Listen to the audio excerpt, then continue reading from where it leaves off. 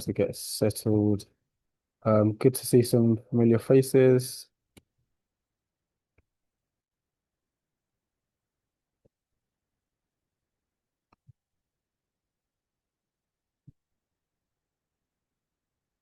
Okay. Bronte, can you see my screen? Yeah. Yeah. Perfect. Okay. Okay, so I'll get cracking just because of time. Again, thank you for attending. For those of you that don't know me, my name is Mac Alonge, CEO of the Equal Group. Really pleased to be facilitating this conversation today. And it is just that, it's a conversation. We don't necessarily um, propose to have all of the answers, but I think if for any of you that have been to our webinars in the past, hopefully you find it a really good space to have a conversation, to share thoughts, share ideas, understand what's working, what's not working, and really just shoot the breeze to some extent in terms of EDI. So today's topic is the intersection of AI, artificial intelligence, and EDI. And for us, it's been a topic we've been talking about more and more over the last, especially a couple of months, but increasingly in the last few weeks in terms of the prevalence of AI and the rollout across a lot of organizations. In the last kind of year or so, we've seen this weird dynamic whereby um, organizations are seeming to replace or remove their EDI functions, and the assumption is that AI can replace that, or AI can stand in the gap, so to speak. So we thought this would be a really timely conversation to really understand what's going on in this space. Um, Before I start, if there's anyone that's got any kind of adjustments that you'd like me to make at any point during this conversation, please do let me know and I'll try my best to accommodate. Please do use the chat function, raise your hand, and we will be answering questions as we go. I'm absolutely not precious about being interrupted. So if you do have a burning question at any point as we go through, then please do feel free to contribute. We will have kind of reserved the second half of this for a more open conversation whereby I'll stop sharing the screen and I'll invite people to share their views and thoughts, perspectives, and hopefully a couple of case studies as well in terms of what you've seen work well. So the first part of this session will be about 25 minutes. The second part will be about 25 minutes, and we'll try to get you out of here 5 minutes or so early. So yeah, why are we here? I think over the last couple of years, there's been a lot of talk and hype around the potential for AI to stand in. But actually, we're seeing that AI is already shaping a lot of the conditions within which equity thrives or dies. And in that stead, I'm talking about our working lives, but not just our working lives, also our personal lives, the way that we interact, the technology that we use, the things that we buy sometimes, the way that we buy them, thinking about transport. There's a lot that AI is contributing to nowadays. It's really important that we understand the nuance of how that's being rolled out and, what the implications are to us as individuals, but also collectively. One of the things that we are seeing is the belief that AI is neutral. I think we can't necessarily deem it as neutral just because it's built on our existing inequities. So we have to understand that AI hasn't come into a neutral landscape. It exists in an environment where inequality is rife, and actually it's built on top of what is already an unequal system. Um, there is also this perception that AI is seen as doing things fast, but we really need to understand whether faster is always better. And I think for those of us that have been working in the space for a long time, we'll understand that some of the things that are trickier to do take time and they take concerted effort, and or you can't rush into those kind of decisions because they do have really long tails in terms of implications. So on the neutrality of AI, I really wanted to stop and kind of pause and reflect on what we see in this landscape in terms of who's developing AI. And actually, it's a lot of the tools or the organizations that we know that are responsible for the tools that we use day in, day out. And that in its sense, in itself, poses a great risk when we talk about the prospect of regulating. So who is going to call into line, into order, these organizations? And how can they do that in the context of their market capitalization being a lot bigger than a number of nations on this earth? You know, there is companies like Google, companies like Microsoft that are essentially countries on their own. So, is it reasonable for us to expect any individual nation to be able to control an entity such as a Google or a Microsoft when they've got more resources at their disposal? Again, we have to question some of these things. And what we're seeing effectively is this monopoly situation, this monopolistic situation where countries are now, also companies are now in control of what we deem to be intelligence. They have the ability to define what people see, how people interact. And again, that makes it really difficult for this to be regulated. And essentially the implications of that, the onus is on us as EDI practitioners, as people that hopefully have an interest in the kind of greater good or the kind of humanity of us all, our shared experience. We have to be switched on to the risks that we may inherit by adopting these AI systems and technologies. Um, what we're also seeing is this environment where, you know, a couple of years ago, it was being touted that we were training AI models and we were inputting and we were very much in control. But actually, the tide has changed slightly now, where we're seeing a lot of organizations making huge layoffs, huge redundancies because they're seeing that the technology is essentially surpassing human capabilities or human limitations, whereby the computers can do a lot for us at a much quicker pace.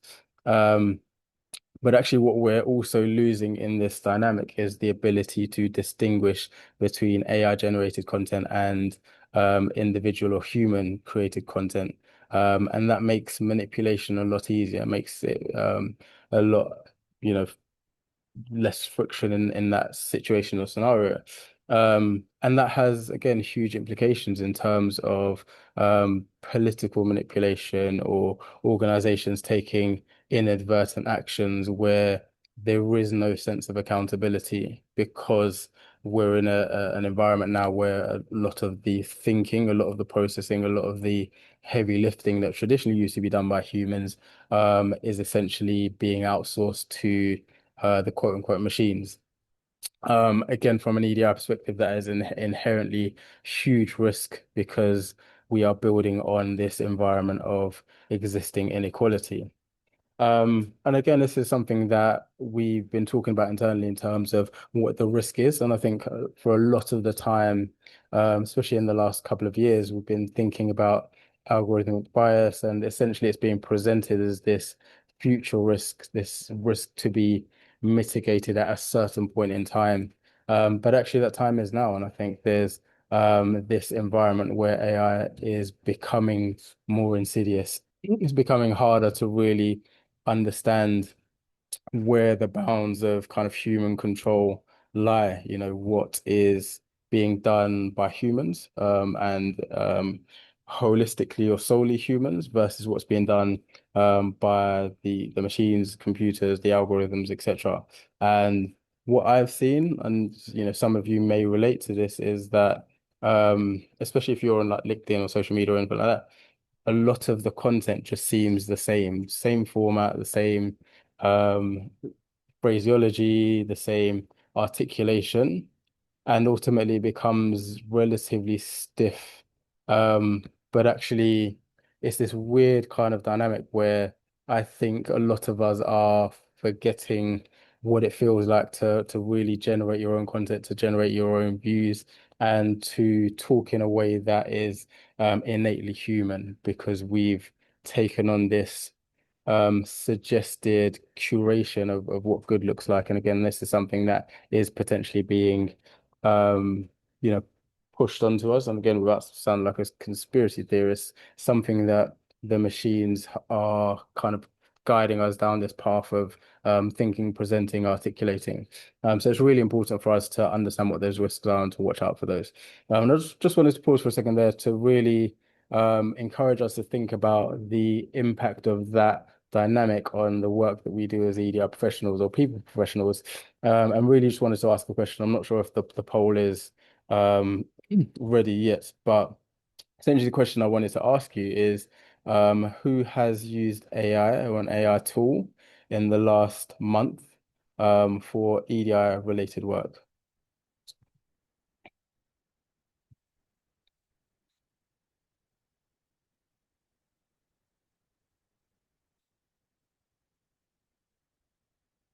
Okay, so a mixed bag there.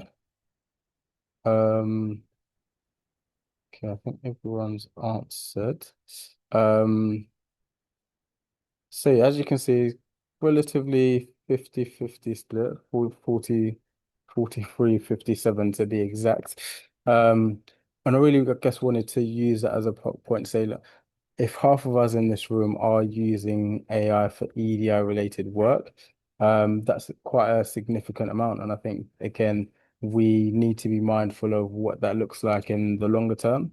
I would suggest that that trend is only going to increase in the coming months and coming years. And um, more and more likely that a lot of the work that we do in the EDI space will either be AI generated or be AI assisted, where again, these tools are helping us to, create the work that we do on a day-to-day basis, essentially.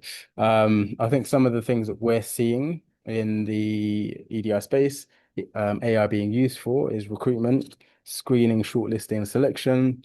And again, often these tools are being used without people's awareness, without people's consent to some extent. But often what we'll find is that these processes are being tailored or shaped in a certain way.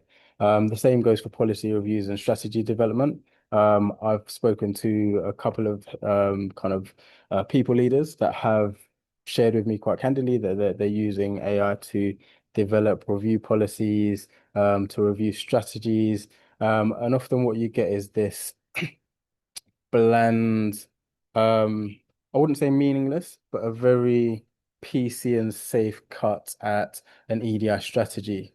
It doesn't necessarily have the nuance of where the organization's at, the organizational maturity, doesn't necessarily speak to the issues that the organization is facing, and also doesn't have the ability to really foresee what the implications of these strategic documents or kind of phrasing is. So essentially, they will, AI can produce a a wordy document that speaks to some of the issues without the ability to really hone in on what specifically is going on within your organization, what specifically are your challenges, and also what are some of the tensions. So some of the things that we would be able to pick up as humans having conversations with each other that AI just, at this moment in time doesn't have the ability to fully get a good understanding of, and also understand that human dynamic in terms of how people respond, react, what that historical context is that different individuals and communities bring to a topic, a subject that is as emotive and often sensitive as EDI. What we're also seeing is an increase in use of AI for EDI briefs and requests for proposals. So we're seeing organizations that know that they want some work done, putting that into AI, AI generating a brief, and then them kind of going out to tender on that basis. Um, Interestingly, I had a conversation a while ago with an organization that wanted some support, EDI support, and I questioned them about the brief. And this was quite senior individuals, and they didn't have the ability to really provide much context for what was within the tender. And it became apparent that they had used AI to generate it. So, if AI is generating this request for proposal, but they're not necessarily up to speed with what's been, the terminology that's been used or the specific phrasing that's been used. Again, that it inherently incorporates some risks to that process.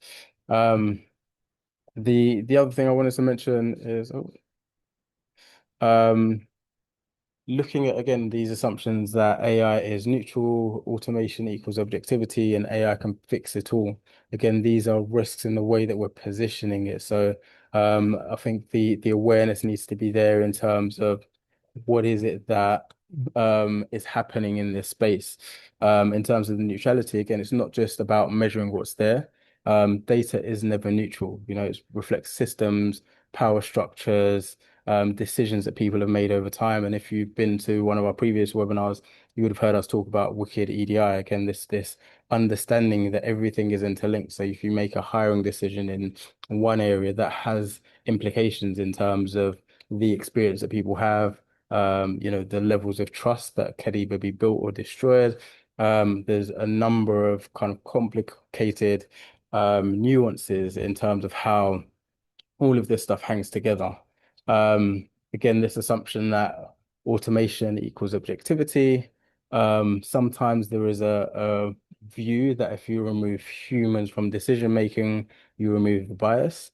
I don't personally believe that. I think, we never say, or sorry, we always encourage individuals to not just try to remove their bias, but just acknowledge that the bias is there. You can try as you may, but you'll never remove bias. And introducing machines adds another layer of complexity where the bias hasn't gone, but actually it's been systemized or legitimized in the essentially this illusion that there is no bias or there can be no bias because we're just looking at data and we're just looking at algorithms.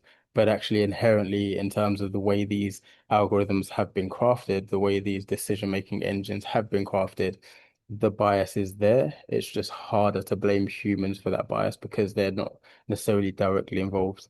And then the third angle really is probably one that is something that I see people falling for in terms of um, that rationale often behind why AI is being leaned into so heavily. And that is again subscribing to this ideology that um the analytics, the speed, the strategic development, again, AI is really good at crafting these words that sound good, sound inoffensive, but at the end of the day, there's less substance to it.